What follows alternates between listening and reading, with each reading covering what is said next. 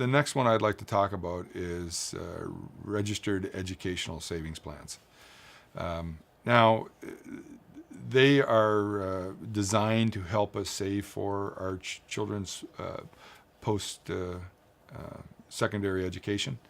And as a planner, I think I've experienced that most children will find themselves involved in some post-secondary activity that qualifies for the withdrawals from these plans, whether it be college or university or trade school or special programs to learn a specific skill. It's a very high percentage of children that are going to do some post-secondary education. Okay, so these plans are applicable to most of us that have kids. Now, how do they work? In this case, I'm not getting a tax refund for putting money in my RESP, but the government says that, hey, if you'll save for your kids' education, we will throw some money in the pot as well.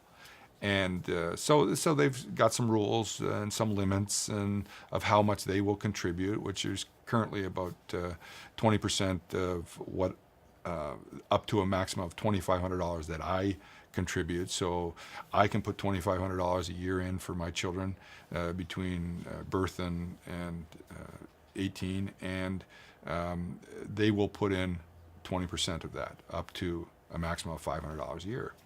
So, and there actually is an incentive for low-income people that that's the standard plan. Low-income families, the grant is, there's even an additional grant or an education bond that we'll put in. So here we have the government that's coming along and saying it's important for you to save for your kids' education, and because we believe it's so important, we're going to contribute some money to that pot.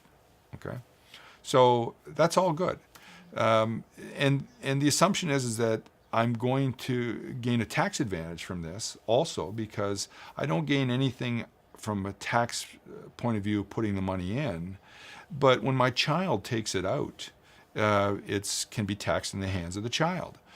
So the assumption is that the child's tax rate on the earnings within the plan will be less than mine will be.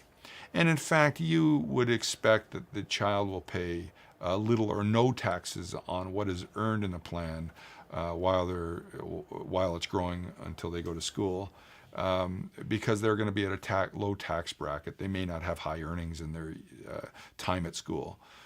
So with personal exemptions and other things, they're not going to pay any taxes on what it earns, which is great. I'm pretty much getting almost the same advantages that I would from a tax-free savings account. I'm going to put money into an account. I'm not going to pay any taxes along the way while it's making me money. And when I take it out at the end, I'm not going to pay any taxes on it. That would be the ideal. Now, again, you need to put this in the context of your own family, though. We have many clients that's not quite what they experience.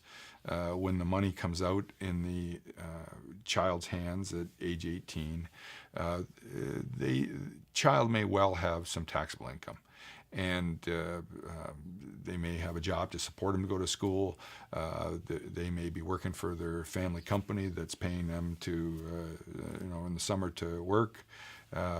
We tend to not see every child that's going to school or post-secondary education have zero income. And if that income gets up past their personal exemptions, they could well be paying taxes on it. So it's not tax-free, but there's a high, for a lot of people it will be. For some it won't be. So again, put it in the context of your own family. Now, when comparing it against a tax-free savings account, you can simply say that, well, gee, if this is likely that my RESP is going to be tax-free and the government's going to give me money, well, that kind of makes it better than a tax-free savings account. My tax-free savings account, I put money in. Yes, I'm not going to pay any taxes on what I earn, but the government's not offering me any help, and they're certainly not depositing money into my tax-free savings account for me. But if I put money into my children's registered education savings plan, the government will give me a grant and possibly an additional bond. So I'm going to get some free money. And free money, it can be thought of as even better than tax-free. Okay, free money is good money. We like to get it, and if then we pay no taxes on receiving it, that's even better. So RESPs tend to be the preference for the next amount of money you might have to put aside if your children are going to school and you need to help them go to school. Then I can certainly say a retirement education savings plan may have a preference over a tax-free savings account, unless I think that child is going to be in a tax bracket where they're going to pay taxes in the future. So again, and I can't stress this enough, is that there's no right answer.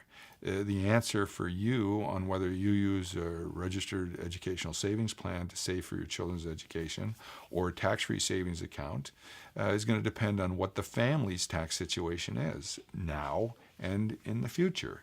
And we can't really put that in context unless we plan out the future a little bit, and that's what financial planning is all about.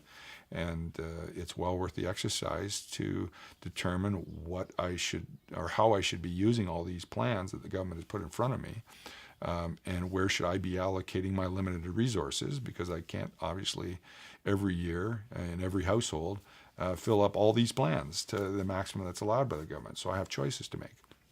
And so I can only make good choices within the context of my whole family's tax plan, both now and in the future, and that's what we need to do. On the a little bit more on the RESP specifically, there's sometimes a misunderstanding that what you can invest in. RESPs are certainly just have this same basic set of investments available to use that an RRSP does. You can choose a whole wide selection of investments, as well as same applies for your tax-free savings account. And often people think they're just savings accounts. Your tax-free savings account can be used for a whole host of qualified investments. These plans aren't just savings accounts. And we need to know that they're a place I can actually have something for my whole portfolio in them. I can choose stocks, bonds, and saving instruments and GICs, and like I said, a whole host of things I can put inside these plans. So that's sometimes a misunderstanding by people, that they think that these, because they're savings plans, they need to be savings, not investments. And the RESPs, we have situations where I tell people not to use RESPs, and it has to do with the overall tax planning of the family, particularly when they have small businesses. Not all small businesses should actually fund RESPs for their children, even though there's a free grant, because there may be a better situation by giving your kid a job when they go to university. So again, I can't stress enough that you need to put this in the context of your own plan.